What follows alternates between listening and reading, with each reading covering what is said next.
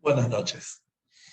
Bueno, el tema que tenemos para tratar hoy, un tema muy interesante, un tema muy amplio, y creo que es un tema que si logramos de alguna forma trabajarlo, porque es una cuestión que tenemos que trabajarla, ¿no? Cada cual con sí mismo, con sí misma, podríamos hacer la gran diferencia en nuestra vida y podríamos de alguna forma mejorar muchísimo la calidad de vida. Nosotros, la otra vez conversando con mi mamá, estábamos hablando que hoy en día se puede decir que las situaciones que se nos presentan de forma constante en todos los hogares, ¿no? Yo atendiendo gente, lo veo cada vez más, que las situaciones que se nos presentan hoy en día son realmente complejas y a veces como que nos agarran estas situaciones así medios, ¿no? De prevenido y no sabemos cómo reaccionar en situaciones difíciles, tanto lo que tiene que ver con la situación mundial, la salud, lo familiar, lo económico, ¿no? Un montón de cuestiones y tenemos que estar en condiciones para dar respuesta a cosas que tiempo atrás ni soñábamos, ni imaginábamos que podrían llegar a suceder. El tema de la charla, el título es Elijo estar en paz. ¿Y vos? ¿Qué quiere decir? ¿Realmente estar en paz es una elección? ¿Realmente vivir en un estado de paz y quietud es algo que elegimos o es algo que tiene que ver, vamos a decir, con el destino de la vida, con la suerte de cada uno, ¿no? Es una pregunta que nos podemos hacer una y otra vez y a veces estamos más convencidos que nosotros podemos hacer la diferencia. De rato las situaciones nos ponen en prueba y decimos, no, pero esto ya es demasiado. Pero bueno, vamos a hablar un poco de todo esto y vamos a diferencia de otras charlas, voy a citar un libro que voy a presentar ahora en un rato, un libro de psicología, y vamos a leer distintas partes, ¿no? Bueno, entonces volvamos a la pregunta inicial. ¿Podemos elegir? ¿O es algo que depende de la suerte o del entorno? ¿Podemos elegir estar en un estado de paz, de tranquilidad, de quietud? Si me están provocando, si me dicen cosas feas, si aparecen situaciones incómodas, incluso si actúan negativamente, ¿no? De una forma desfavorable, ¿puedo realmente estar en paz? ¿Es algo que depende de mí? Naturalmente, hay situaciones que intentamos esquivar, ¿no? Nos escabullimos. Y bueno, resolvemos simplemente con desaparecer del escenario. Por eso, siempre y cuando sean situaciones que nos permitan, ¿no? Salirnos de esa situación que realmente no elegimos y no tenemos por qué, vamos a decir, engancharnos con eso, ¿no? Pero hay situaciones en las cuales, como seres humanos responsables, no nos escapamos, le damos frente a esas situaciones. Y darle frente a situaciones que no esperábamos, que no nos gustan, y realmente es complejo, ¿no? No sé si les suele decir esto, ¿no? Pero de chicos decíamos mucho, vos la empezaste. ¿Por qué decir de chicos? De grande también pasa, cuando discutimos en la pareja, no, pero vos la empezaste, ¿no? ¿Conocen esa expresión? ¿Vos la empezaste? Bueno, ¿qué quiere decir vos la empezaste? ¿No? ¿Qué estaríamos diciendo? Vos la empezaste. ¿Es lógico decir algo así? ¿Qué quiere decir? Vos sos culpable. ¿Qué tiene que ver que el otro haya iniciado? ¿De dónde nace ese pensamiento tan confuso e ilógico? Porque realmente es ilógico decir que el otro es responsable simplemente porque él comenzó como si fuésemos un aparato que si apretan el botón, tenemos que reaccionar de esta forma, ¿no? Es un poco ilógico, pero suele aparecer eso. No, vos la empezaste, el otro lo empezó. Él me provocó. ¿Somos realmente artefactos? ¿Somos aparatos que según la tecla que nos van a tocar vamos a reaccionar de una u otra forma? ¿O elegimos ser como queremos ser? Entonces, esta pregunta, ni que hablar del punto de vista religioso, tenemos un montón de afirmaciones, pero vamos a empezar, ¿no? Viendo distintas miradas de los principales, vamos a decir, psicólogos. Vamos a hablar hoy, vamos a mencionar un poco a Freud, vamos a mencionar un poco a Viktor Frankl, y de alguna forma vamos a comprender de dónde sale eso de vos la empezaste, como que somos seres reactivos, ¿no? Y lo que sucede alrededor es algo que finalmente provoca conducta en nosotros, ¿no? Yo para poder llevar el hilo de la charla, ¿no? Para hacerme entender bien, voy a leer a lo largo de la charla algunas partes de un libro maravilloso de Viktor Frankl. Seguramente muchos conocen su libro inicial, que se llama El hombre en busca de sentido. Solamente habrán escuchado de este libro. Yo hoy no voy a hablar de este libro, voy a hablar de otro libro, que el título es muy parecido, se llama El hombre en busca de sentido último.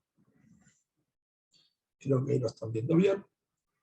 Es un libro muy interesante, donde trata el análisis existencial, como en su primer libro, pero en este libro que estoy mencionando ahora, agrega también la conciencia espiritual del ser humano. Trata sobre la conciencia espiritual, ¿no? Y habla mucho del inconsciente trascendental, que es la creencia, la religión, lo religioso que hay en el ser humano. Llama la atención, ¿no?, hablar de religión en términos de ciencia, de psicología. Pero bueno, es un libro maravilloso que realmente lo he leído varias veces y cada vez que lo leo me sorprendo más, ¿no? Y en base a las declaraciones que hace Viktor Frankl en su libro, voy a poner en manifiesto lo que afirmé anteriormente, de por qué sentimos, ¿no?, nos sentimos tan presos de lo que sucede a nuestro alrededor y por qué nos argumentamos tan banalmente, vos la empezaste, como que si el afuera no está en condiciones, entonces amerita de que yo tampoco esté en condiciones, ¿no? Entonces, vamos a tratar un poco de esto. Voy a ir leyendo, a lo largo de que vaya leyendo pequeñas partecitas, pequeños renglones, ¿no?, de este libro, vamos a ir comprendiendo cuál es el mensaje que quiero extraer de este libro. Abro página 32, que corresponde al primer capítulo, donde en un momento dice: el psicoanálisis convirtió a la persona en un objeto, al ser humano en una cosa. El psicoanálisis contempla al paciente como un ser regido por mecanismos y concibe al terapeuta como alguien que domina la técnica a partir de la que se puede reparar los mecanismos estropeados. Quiere decir acá, lo primero que menciona con respecto al psicoanálisis es que la persona tratada, como lo observa Freud, es una persona que tiene mecanismos, que estos mecanismos responden en forma lineal a diferentes estímulos. Esto es lo primero que afirma, obvio que lo trae para dar una mirada distinta, ¿no? Si vamos a pasar a página 35, dice lo siguiente. Y en este punto es donde el análisis existencial, se refiere a la mirada de Viktor Frankl, tiene algo que decir. Porque un concepto del hombre diferente, propone de nuevo. Y en este punto es donde el análisis existencial tiene algo que decir. Propone un concepto del hombre diferente y opuesto al del punto de vista psicoanalítico. no se centra en el ser el autómatum de un aparato físico, sino más bien en la autonomía de la existencia espiritual. Si vamos a hacer unos renglones más, dice en otras palabras, lo espiritual es lo que hay de humano en el hombre. Vuelve a reafirmar que, a diferencia del pensamiento psicoanalítico, el ser humano es humano por su parte espiritual, por donde él puede discernir, por donde él puede elegir, donde él, a través de su capacidad mental y todos sus esquemas espirituales, elige cómo reaccionar ante situaciones externas. Entonces, cuando yo pregunté de dónde sale ese pensamiento, vos la empezaste. Y tiene mucho que ver con todo este pensamiento que durante muchos tiempos, ¿no? Durante décadas, se podría decir, no, siglos no, pero muchos años, gobernó de alguna manera esta mirada, ni que hablar en nuestra región, nuestro país, la Argentina, que hay una influencia importantísima del psicoanálisis, ¿no? Pero como otros países más, en donde los seres humanos reaccionamos de alguna forma según lo que nos rodea. Entonces encontramos dos caminos. El de tomar al ser humano como un animalito, donde al toro si lo provocamos con una manta roja se transforma en un ogro, ¿no? Y no pedimos que el toro cuando le pongamos esa manta roja se ponga cariñoso y mueva la colita afectivamente, o si consideramos que el ser humano no responde mecánicamente a los estímulos externos, sino más bien decide, elige cómo reaccionar. Partiendo del ser humano, es un ser espiritual. Y acá es donde, en verdad, ambas miradas tienen su lugar. Y quiero aclarar que, desde el punto de vista de la Torá, también existe la mirada de que el ser humano tiene, vamos a decir, reacciones animalescas, vamos a llamarlo, ¿no? Se llama el nefesh habemi, el instinto animal. Todo ser humano, todo yehudí, está compuesto por el nefesh behemit y el nefesh elokit, el instinto animal y el instinto divino. Más allá de la diferencia que podemos encontrar de la espiritualidad entre las almas que pertenece al pueblo judío o no, pero todo ser humano, de alguna forma, tiene distintas facetas. Y cuando hablamos concretamente del yehudí, hablamos que tiene un instinto animal que reacciona bien como está, ¿no? Descrito, como podríamos decir, ilustrado por la mirada del psicoanálisis, que reacciona y que tiende todo, de alguna forma, a girar a través del ego, ¿no? De la pulsión y los instintos y todo eso. Pero la Torá también habla del instinto divino, de la parte de Hashem que tenemos dentro de nosotros, en donde así como Hashem es libre, nada lo condiciona, así Dios crea su semejanza al ser humano con ciertas capacidades de libertad absoluta del ser humano, elige cómo reaccionar, cómo actuar, en qué situación se quiere situar. Entonces voy a leer algunas partes, ¿no?, del libro donde va avanzando capítulos más adelante, por ejemplo en página 86 de este libro, donde en capítulo, a ver, creo que es capítulo 6, sexto capítulo, dice lo siguiente: la religiosidad genuina no contempla el rasgo de impulsividad, sino más bien el de decisividad.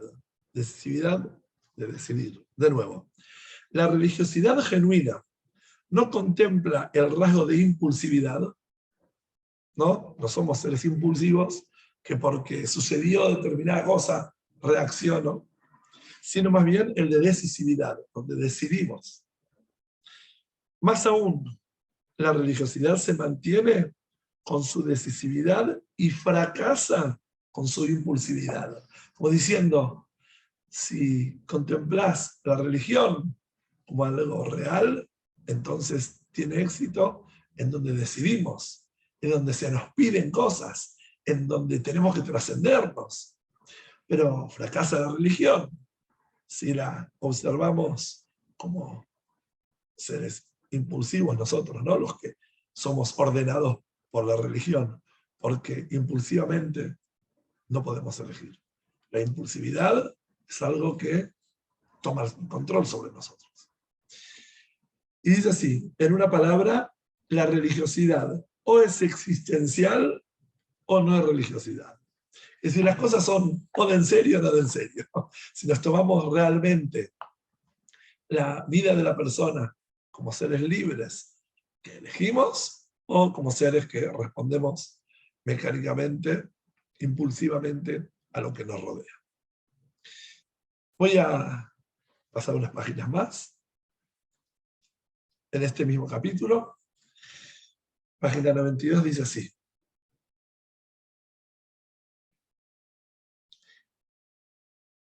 Para quitarle la connotación clínica, se podría decir que cuando se reprime el ángel que hay en nosotros, este se convierte en demonio.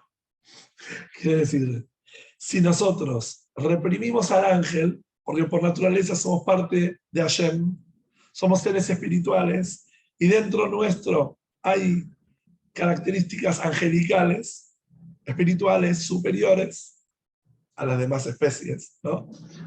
Entonces, si reprimimos eso, ¿qué sucede? Se convierte eso en un demonio al ser humano. ¿Por qué? Porque la persona, cuando no logra conectar con su parte espiritual, con su parte trascendental, ¿qué se puede esperar de él? Y unas páginas antes, marqué otro lugar, al final del quinto capítulo de este libro, que dice en página 79 así. Nadie nos hará creer que el hombre es un animal sublimado.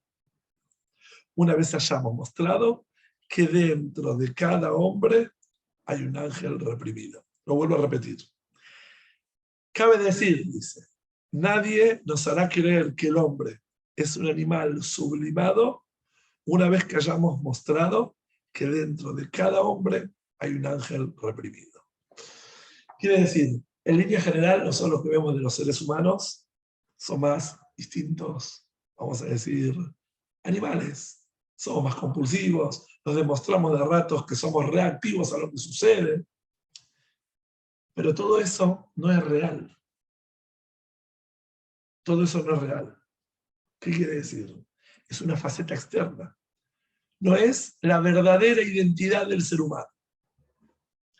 Todo esto que estamos leyendo y todo lo que estamos mencionando es puro desde la mirada, vamos a decir, psicológica. Ni que hablar, salvando las distancias, desde el punto de vista de la Torá, ¿no?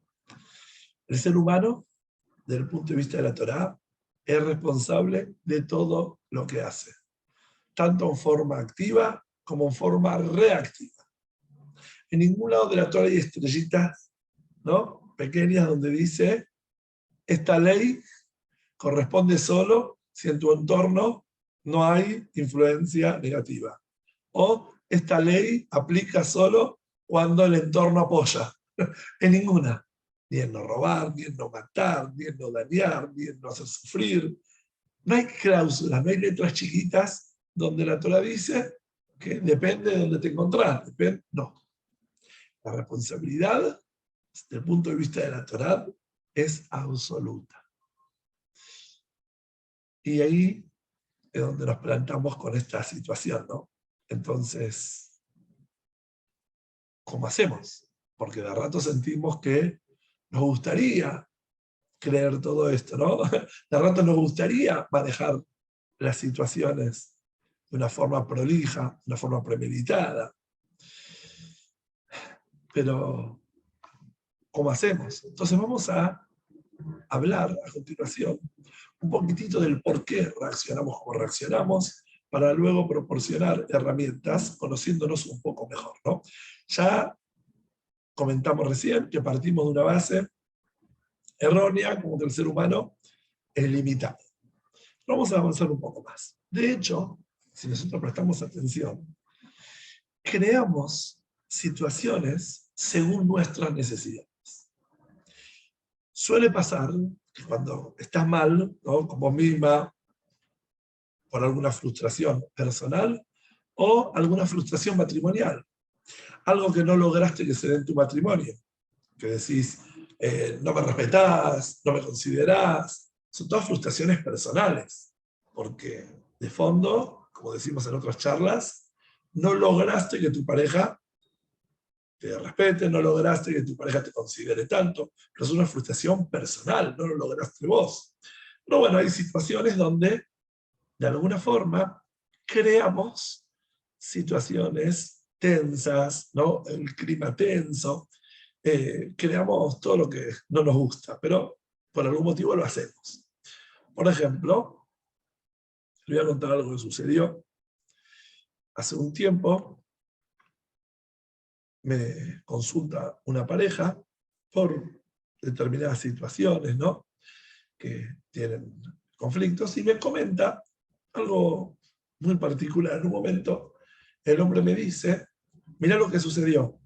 Era un viernes a la tarde, 20 minutos antes de Shabbat, donde ya estaba con muchas corridas, me estaba bañando, y me acuerdo que yo le prometí a la nena que le iba a traer para Shabbat una golosina. Así como estaba duchándome, abro la puerta del baño y le pido a mi mujer que baje a comprar una golosina a la nena porque se la había prometido. ¿Se imaginan, no? La respuesta de su mujer, 20 minutos antes de Shabbat, con los últimos preparativos, el hombre quiere que deje todo y baje a comprar una golosina que él tendría que haber comprado, que él se había comprometido con la nena, y no le era nada más importante que ella deje todo en ese momento y baje.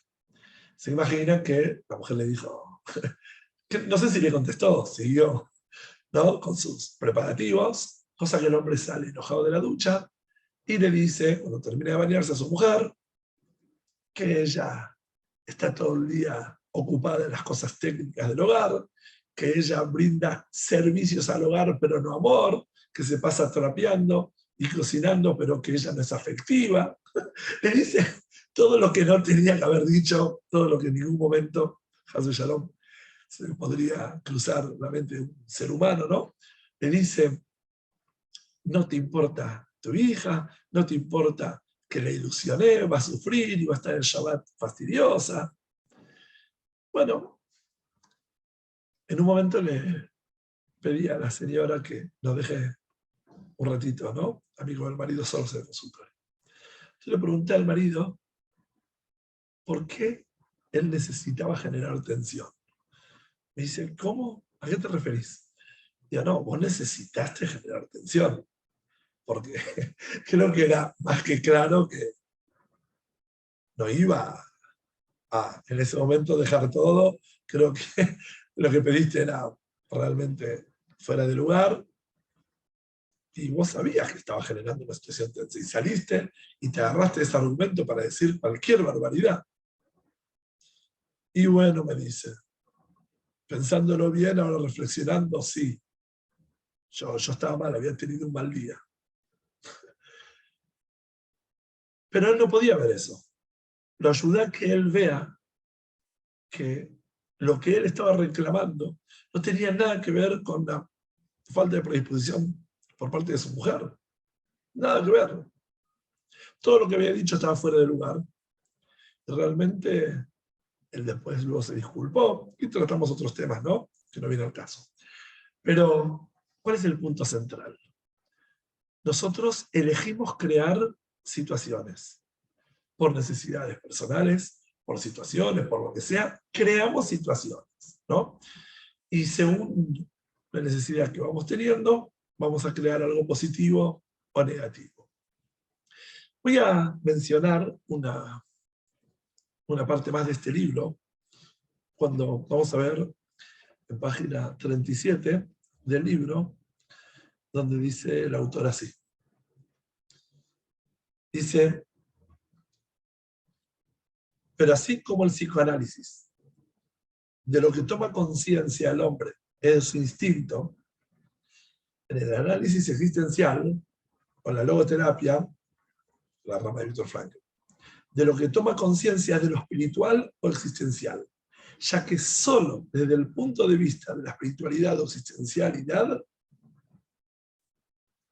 del hombre se hace posible describir al ser humano en términos de ser responsable. ¿Qué quiere decir? Si yo no observo al ser humano como un ser espiritual, ¿no? Y no trato de comprender al ser humano como un ser que elige, ¿no? Y lo limito, lo reduzco, ¿no? Como dice él, a un ser de instintos, entonces no puedo darle ninguna responsabilidad. Y dice así, así lo que emerge a la conciencia en el análisis existencial no es una pulsión o instinto, sino en el sí mismo. Quiere decir, podemos observarnos a nosotros en términos de responsabilidad o observarnos como reactivos. Entonces ahí es donde vemos que nosotros creamos situaciones y somos responsables. Y si somos responsables es porque realmente podemos generar una u otra. Pero, ¿cuál sería entonces el secreto, no? El secreto es lo que simplemente siempre nos dicen, no te enganches. ¿Conocen esta expresión? No te enganches. No te enganches. Es algo que le está pasando a él. No te enganches. Sería tan fácil resolver, ¿no? Diciendo no me engancho, ya está, no me engancho. ¿Por qué nos enganchamos? A mí me gustaría leer, si quieren escribir, ¿por qué ustedes piensan que nos enganchamos cuando estamos, pero 100% convencidos que no es una situación personal? Que lo que está sucediendo no somos nosotros, ¿se les ocurre? ¿Por qué nos enganchamos? Me gustaría escuchar, leer, ¿no? Esos comentarios si quieren escribir. ¿Por qué nos enganchamos? Porque es algo realmente llamativo. Que estamos bien, estamos relajados, ahora voy a leer. Estamos en nuestros hogares haciendo cosas, aparece nuestra pareja o quien sea, un hijo, una hija con mal humor, y nos enganchamos. ¿De dónde nace eso? A ver, voy a ir leyendo lo que ponen, lo que escriben. A ver, escriben así. Porque te interesa la otra pregunta, la otra persona. Porque me interesa, me engancho. Yo creo que si me interesa la otra persona, lo que hago es no engancharme. Porque enganchándome vamos a pelear. Vamos a terminar mal. Al revés, si me engancho, no me interesa la otra persona. Le estoy poniendo un espejo de sus partes más feas, mostrándole, mirá lo que me estás diciendo, mirá cómo sos. Si me interesa la otra persona, no me engancho. Trato de hacer la vista gorda. A ver, bueno, nos enganchamos con algo porque somos tercos y lo queremos a nuestra manera. Muy bien, puede ser. La terqueza, ¿no? Del ser humano, de que le enganchamos. Porque estamos 100% convencidos. Porque no estamos 100% convencidos. Y si estaría convencido de algo, no me engancho. Muy bien. Si a mí me dicen, che, un hombre feo, ¿no? Un hombre, yo qué sé. O los nombres quizás no son feos. Pero, digamos, me dicen un sobrenombre y me dicen, che, mirá el sobrenombre que te ponen, qué feo tu sobrenombre. Y no me llaman así, no me engancho. Si estoy 100% seguro, no me engancho, ¿verdad? A ver qué más. Porque nos permitimos que alguien, entre comillas, llegue a herirnos o a faltarnos el respeto. Porque permitimos eso. La pregunta es ¿por qué? Esa es la pregunta. ¿Por qué permitimos? ¿Por qué nos enganchamos? Porque siempre queremos tener la razón para conocer la opinión del otro. La mayoría de las respuestas son todas respuestas psicoanalíticas. Parece que tengo que empezar el shiur de nuevo. Porque somos telcos, porque somos... Miren qué carga psicoanalítica tenemos, ¿no? De observarnos tan mal. La respuesta que va a dar va a ser positiva, al revés. Yo estoy esperando que me escriban por qué nos enganchamos con algún argumento positivo, pero que lamentablemente no nos favorece. Pero hasta ahora, miren las descripciones. Cualquier pregunta que yo hubiese hecho, la respuesta es porque somos egoístas, porque somos impulsivos, porque naturalmente nos sale, ¿no? Esa mirada sobre nosotros mismos. Porque tenemos miedo que el otro tenga razón. Upa, a ver, tenemos miedo que el otro tenga razón. Ahí nos acercamos un poco. Muy bien, también podría ser. Hay una explicación muy interesante. A ver, porque si ayer me hizo estar en esta decisión, puedo mejorar en algo ahí. Sí, pero mejorar no es enganchándome. Mejorar es al revés. Si puedo mejorar algo, tengo que crear un clima distinto. Tengo que ignorar lo negativo. Justamente ayer me pone una situación, una prueba, para que yo haga algo distinto, no me enganche con lo negativo. Yo pregunto, ¿por qué nos enganchamos? ¿Por qué entramos a contestar lo que no corresponde? Bitajón Atzmi, muy bien, vamos a hablar que algo de verdad haya en el otro es un espejo. Ya está mandando a esa persona para marcarnos algo a mejorar. Nuevamente, tenemos algo malo y el otro quiere mostrarte algo malo tuyo. Hay algo de real si te enganchás. Si no te enganchás, no te mostró nada ayer. Porque todo lo que uno ve es una enseñanza para uno. Lo que uno no ve e ignora porque realmente no le interesa, no es una demostración de algo para uno. Para llegar hasta el fondo. Bueno, todo lo que están diciendo tiene parte de verdad, ¿no? Todo. Lo que voy a decir yo también es una parte de la verdad. Voy a agregar una partecita más. Nos enganchamos y vamos subiendo al ring. Cuando el otro, en el ejemplo, ¿no? Del ring, estamos en un lugar donde estamos discutiendo. Porque, de alguna forma, la amenaza, ¿no? La amenaza de lo que está sucediendo, podría ser terrible. Y si no nos enganchamos, nos sentimos inseguros. Entonces, por ese amor que nos tenemos, ¿no? De querer tener el control de lo que está sucediendo, a ver si de ahí arriba nos tira con algo. Queremos controlar y tratar de frenar las situaciones donde nos enganchamos para protegernos, para ponernos en alerta, ¿no? De alguna forma nos enganchamos, nos ponemos en alerta para cuidarnos, una mirada positiva. Lo hacemos por amor propio. Pero finalmente bajamos del ring lleno de golpes. Peor, pensábamos que sin subir amenazaba nuestra integridad, ¿no? Estar de costados y no engancharnos, y terminamos subiendo al ring, enganchándonos y bajamos totalmente golpeados, en el mejor de los casos, sino desvanecidos. Entonces, no es que lo hacemos, vamos a decir, por egoísmo. Tratemos de buscar la mejor mirada, ¿no? Pero una vez que nos enganchamos, ya después es muy difícil que salgamos totalmente libres, limpios de la situación, ¿no? Mientras que, en verdad, lo más peligroso es engancharse. No tendríamos que engancharnos. Otro factor importante es que si no lo hacemos de alguna forma consciente de lo que voy a explicar, nos costará más dominar estos momentos, ¿no? Entonces yo quiero ser consciente otro factor importante por qué nos enganchamos. Una vez que lo hacemos consciente, es más fácil que lo dominemos. Cuando alguien actúa de una forma sin darnos cuenta, entramos al mismo idioma de la otra persona. Es una reacción inconsciente. Por ejemplo, voy por la calle y veo que una persona le pregunta a otra algo en hebreo. Y la persona que escucha, ¿no? La pregunta en hebreo, no sabe, ¿no? El idioma. No sabe. Y por naturaleza, ¿qué tendría que hacer una persona que no sabe un idioma?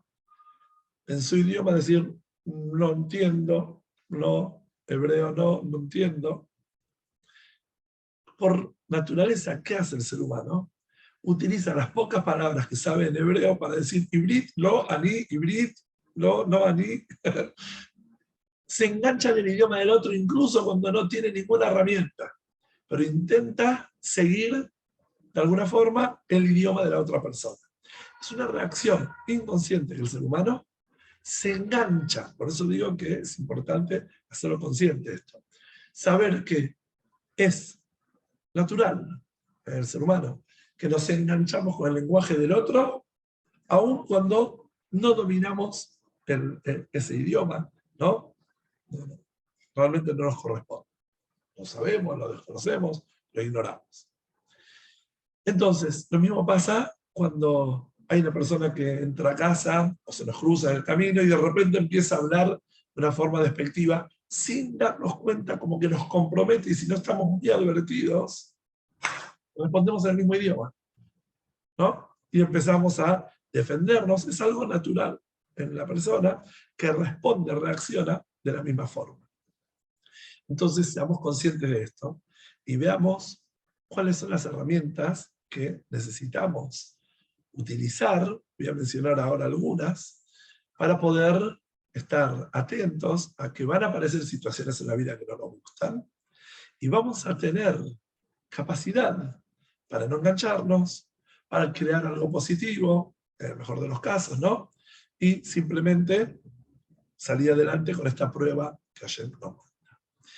Primero de todo, la primera herramienta que necesitamos es tener bitajón, confianza profunda en que el mundo está, de alguna forma, de todas las formas posibles, algo podríamos decir, suministrada cada situación por Hashem. Cada situación en la vida, Hashem nos está poniendo de forma, vamos a decir, intencional a nosotros, para que ante esa situación nosotros reaccionemos de la mejor forma. No son errores del sistema en donde, uy, se me trabó el sistema y nace de mí enojo. No, es una prueba para yo llevar adelante esa situación y elevarme, superarme.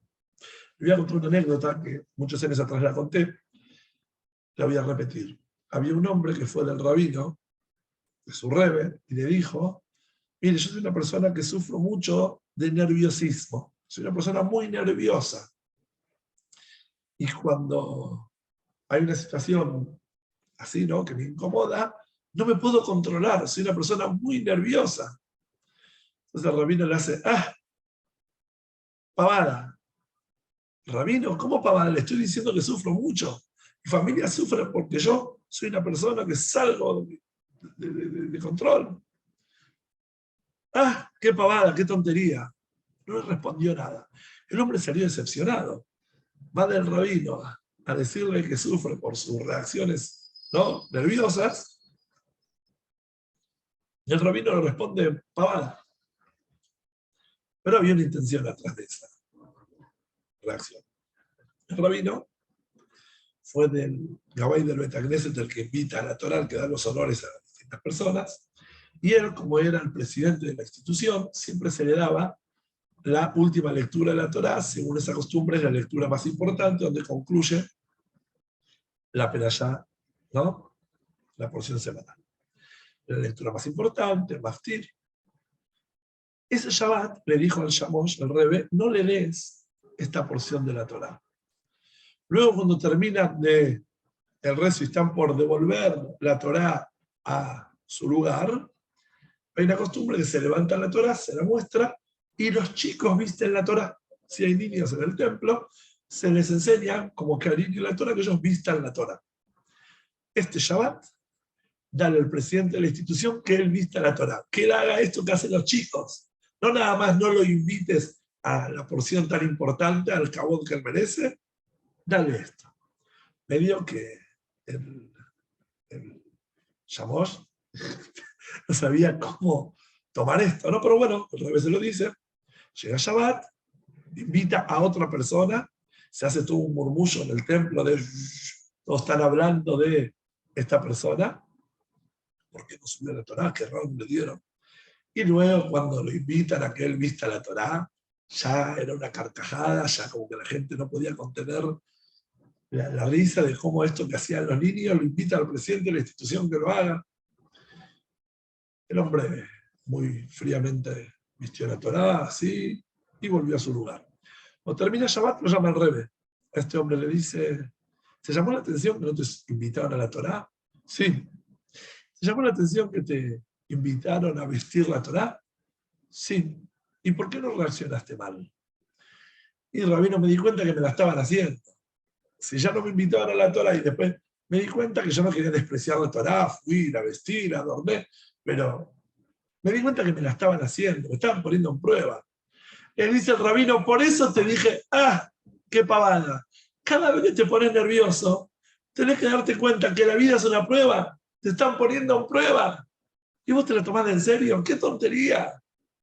Así como comprendiste que algo estaba sucediendo en el templo este Shabbat, así también tenés que comprender que cuando hay algo que no te gusta, te están probando. No es un error, no es una falla. ¿Con qué te estás enojando? Intencionalmente te están poniendo en prueba. Esto es número uno, la primera herramienta que tenemos que tener para saber reaccionar ante situaciones difíciles. Esto es número uno. Número dos, necesitamos tener una conexión interna profunda, intensa. Tenés que poder observarte en situaciones no distintas de la vida, observarte de afuera. ¿Qué me está pasando a mí? ¿Qué le pasa a Eliezer en este momento? Cuando veo que hay una situación difícil. Me estoy sintiendo angustiado, me estoy sintiendo rechazado. ¿Qué me está pasando? Cuando me conecto profundamente conmigo, entonces ahí puedo, de alguna forma, diferenciarme de la situación. Si yo no soy consciente de lo que estoy viviendo, la situación me atrapa. Entonces, poder estar en sintonía con lo que me está pasando, con lo que estoy viviendo, hace que me diferencie de lo que está sucediendo. Puedo observarme a mí ante esta situación. Si yo no me veo de costado, no observo qué me está pasando y me identifico con la situación en sí, ahí no tengo chance de diferenciarme. Naturalmente voy a reaccionar como reacciona mi parte animal, impulsivamente. Esta es la segunda herramienta que tenemos que tener. Y esto es un trabajo no nada más en momento del caos, sino en general. Cada vez que hay una situación un poco incómoda, observarme de costado. ¿Qué me está sucediendo? Entonces ahí tomo más control, ¿no? Cuanto más me conozco, menos caigo en la trampa. Por otro lado, hay una tercera herramienta importantísima que tenemos que tener en cuenta, es saber luchar para crear un buen clima. Tener muy claro qué quiero y, de alguna forma, no intentar analizar lo negativo. Por ejemplo, aparece una situación incómoda. En vez de ponerme a analizar por qué el otro dijo esto, y qué quiso decir con esto, y en verdad cuál es su intención, y en verdad, en vez de engancharme con lo que no quiero, tengo que conectarme con qué sí quiero. A ver, ante esta situación, ¿cómo quiero que esto termine? Y hablar en función de lo que sí quiero. Entonces voy a decir, quiero que haya paz, quiero que haya tranquilidad. No voy a engancharme, ¿no? Como dijimos antes, voy a promover, voy a proclamar, voy a proponer, esa es la palabra, voy a proponer estar en una mejor situación. Y estando en una mejor situación, cualquier inquietud se puede tratar con calma y resolver. Pero en vez de concentrarme en el problema por qué aparece, me voy a concentrar en qué sí quiero. Y cuando tengo claro qué quiero lograr, y hablo en términos, vamos a decir, positivos, ahí voy a lograr construir eso que quiero, ¿no? Lo que está en mi posibilidad, y hacer lo que necesito. Yo le voy a contar una experiencia personal. En mis primeros pasos, en el camino de Hasidut, luego de haber conocido otras ramas del judaísmo y luego de haber recorrido demasiado varios libros de filosofía judía, ¿no? Cuando conozco el Hasidut, sigo con esa tendencia freudiana y le pregunto a uno de mis grandes mentores, ¿por qué el instinto del mal es así? ¿Y por qué el ser humano tiene esta tendencia? Y seguía, ¿no?, con esta identidad tan terrible, ¿no? Y le hacía planteos. Y me miró con una mirada tan pícara e inteligente y me dijo, basta de hacer del mal instinto un Hashem. Basta de hacer como centro de tu vida al mal. Pensar en lo positivo. Confía que eso es lo natural en tu vida. Y en ese lugar vas a ver cómo te vas a desprender de todo lo que no te gusta. De nuevo, dijo, basta de transformar del ángel del mal un Hashem Hashem Shalom. Todo el día pensás en eso. Deja de pensar sobre las naturalezas y las artimañas que utiliza el instinto del mal y empezás a concentrarte en lo que sos realmente. Sos parte de Hashem. Explora tu parte positiva y vas a ver qué increíble como todo lo otro deja de tener protagonismo en tu vida. Lo entendí muchos años después. En su momento no entendí nada. No entendí nada, le dije, pero Rabino, me estoy haciendo un planteo. Me dijo, basta, basta. Dejá de pensar en eso. Y es así. Cuanto más nos concentramos en lo que sí queremos y vivimos esa, vamos a decir, fantasía, que parece ser una fantasía al principio, ¿no? Pero en verdad es una ficción, porque lo podemos hacer real en la vida, más vamos a lograr. Mientras que si lo negativo lo ponemos como centro de atención, entonces va a ser muy difícil que salgamos totalmente impecables. Bueno, es un tema para analizarlo mucho más. Si quieren pueden escribir, preguntar, pero es muy importante que podamos observarnos con otros ojos y en el matrimonio poder manejar las situaciones con responsabilidad, con decisión, con elección, y de esa forma hacer de nuestro entorno, sea con nuestra pareja, con nuestra familia, nuestros seres queridos, lo que realmente queremos. Y como está escrito en Hasidut, este mundo fue creado para hacer una morada para Hashem. Si quiero hacer una morada para Hashem, si quiero hacer de este mundo algo fantástico, algo maravilloso, entonces pienso en lo lindo, pienso en lo maravilloso, en lo bello que puede ser este mundo, y construyo siguiendo ese plan. No me engancho con lo negativo y construyo hasta lograrlo. Buenas noches y estoy acá por si quieren hacer algunas preguntas. Es un tema, vamos a decir, complejo, pero con convicción y fuerza lo vamos logrando. Buenas noches.